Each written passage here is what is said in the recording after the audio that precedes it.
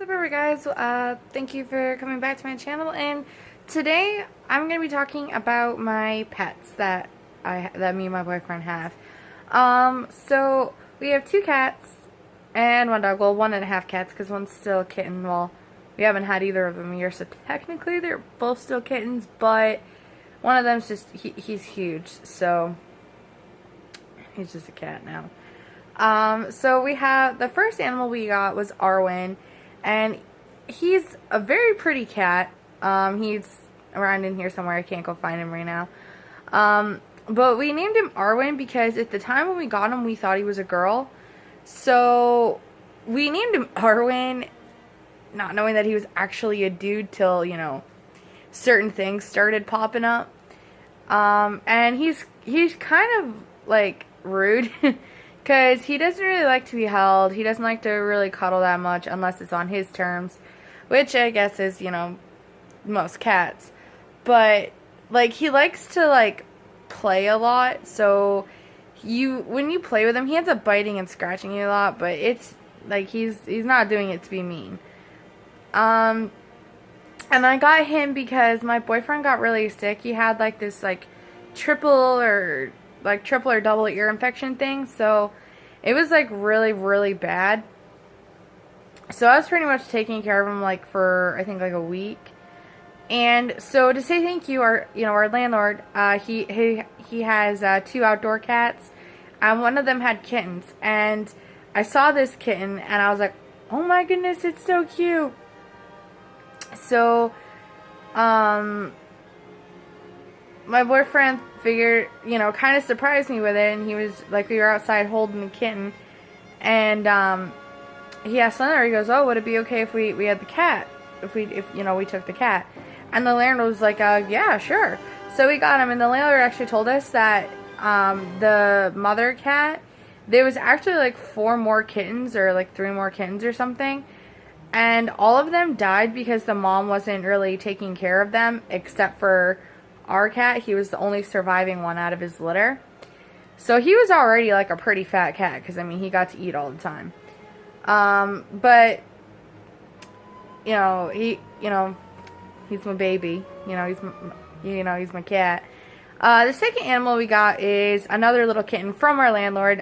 Same mom. So they actually look a lot alike, except for our second one is for sure a girl this time. Like, we really, like, double-checked on this one, because we didn't want to get another male cat. So, we got this kitten, and it was because I really wanted it. And I had, actually, like, right before we got this kitten, her name's Merida, by the way. Before we went and got Merida, at one of the, plazas here, there's, like, a bunch of stray cats, and they all have kittens like all the time. Like, I felt so bad. So my boyfriend said that we could get another cat. So I had gone and rescued this cat. Literally, the things I did to get this cat was disgusting. And so what I had to do to get this cat was it was dark out. I had cat treats, like moist ones, and this is a little kitten, but I had no way else to get him out. So he goes and this cat, turns out to be a she. She goes and hides out underneath this dumpster. So I go and I lay in the ground, and I have my cat treats. So mind you, I'm wearing a freaking dress, because I wasn't planning on capturing a cat that night. So I'm wearing a dress, I'm in flip-flops, I am totally unprepared for all of this, but I have the cat treats because I wanted to give cats treats, so I keep a bag with me sometimes. Not very often, because I constantly forget, but we had kept it in the car just in case I could catch a cat. So I'm down there, and I'm looking around. I have this flashlight, and I have my boyfriend's umbrella because I had no way to grab her because my hand was not going way under there. It was disgusting. The dumpster was leaking. There was maggots all over the ground, so I'm constantly brushing them away because I don't want maggots on me. It's disgusting. And I felt so bad for this kitten because she had like maggots in her fur and stuff like that. So I brushed them off once I finally got her out. It took me like a half hour, 45 minutes to finally coax this cat out enough for me to, grab it. And I used a ton of cat treats to lure this thing out because the thing was starving, you know. It's a kitten, it was hungry. So I took it home, gave it a bath, and then I saw this other litter of kittens that my landlord's cat had just given birth to. And I really wanted one. Like, I have this thing where I just want all these baby animals, like, all the time. So I really wanted one. My boyfriend didn't want to get 3, and I said that we should anyway because I wanted one. And he kept telling me no, no, no, no. So his mom was actually looking for a cat, you know, just to have around just in case for mice or whatever. And so my boyfriend was like, all right, well, because she really liked this kitten that I saved. She really liked it. And that kitten had a sister, and I could not catch that one to save my life. Like, I tried and I tried, I couldn't catch it. So it got to the point where my boyfriend and me struck a deal where I could get a new kitten out of that litter that my landlord's cat had, and I would give this black cat to his mom.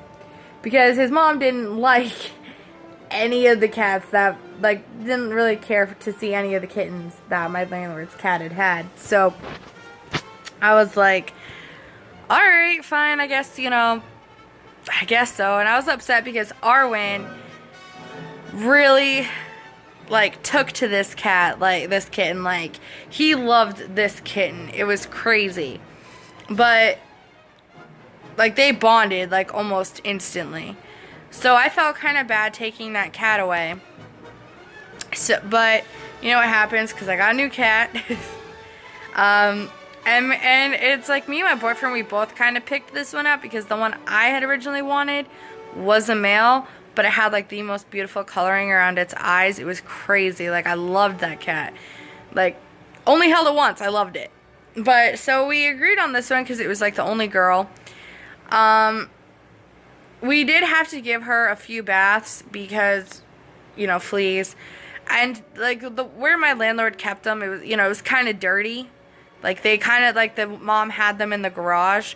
So we kind of kept them in there. So they were, like, dirty because my landlord never really brought them into his house. They were just outdoor cats only, and he just locked them in the garage at night. You know, he fed them and everything. He was good about it. So Merida, she had, like, this dirt caked on her nose for, like, the longest time.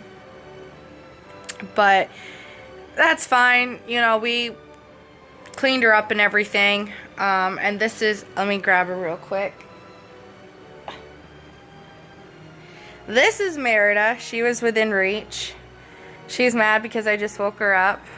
But she'll go right back to sleep here in a second. And now our last animal is a dog that we kind of rescued. She's a pit black lab. She's beautiful. She's very hyper.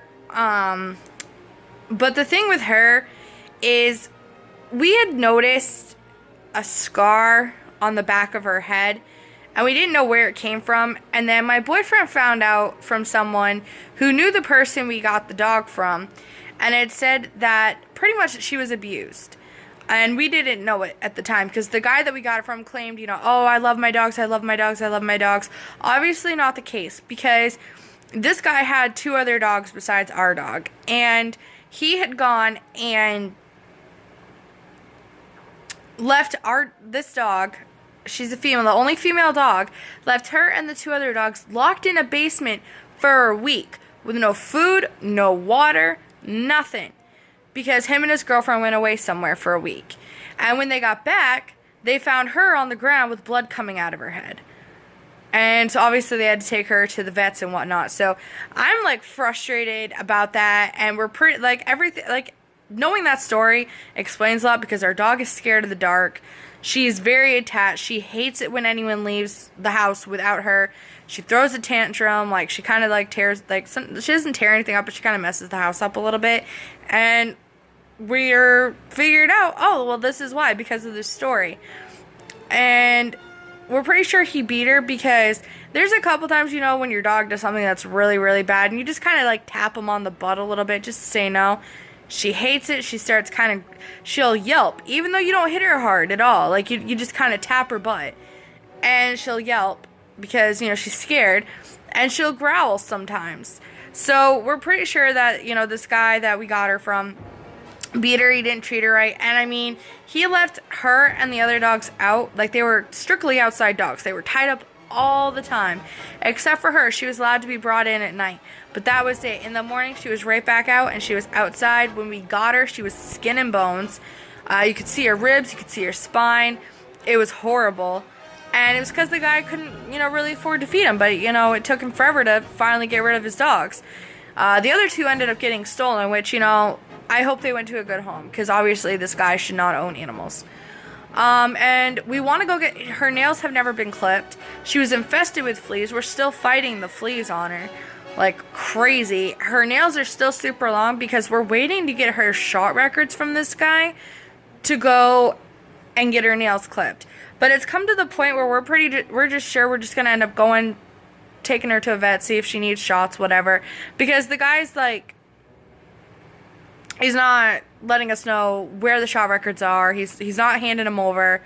Nothing like that. Because we forgot to ask for them when we got there. Like, we knew we were supposed to, but we forgot because it's like, oh, new puppy, you know.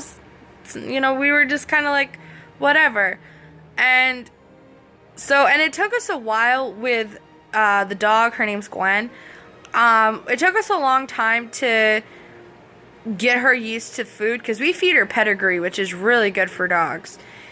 And not advertising, disclaimer, sorry.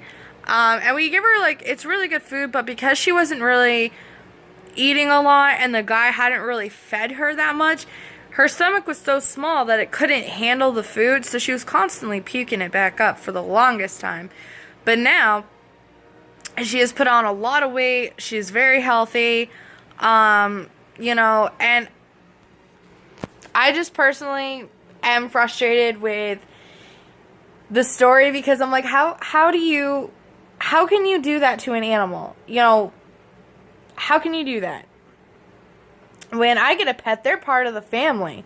You know, like I call all these animals my babies, you know? Like, I don't understand how you can treat a family member like that by locking them in a basement with two other big dogs that end up, they were most likely because she was female, we're trying to eat her because, you know, in the animal kingdom, circle of life thing, females are usually the weaker ones. And so they were trying to eat her because they were all hungry. And I'm just kind of like, how can you do that to an animal? Like, I just don't get it. Yeah, that's kind of it for today. I was just letting you guys know about my animals. So I'll be posting again tomorrow. And please give this video a couple thumbs up and please hit the subscribe button. Alright, see you tomorrow.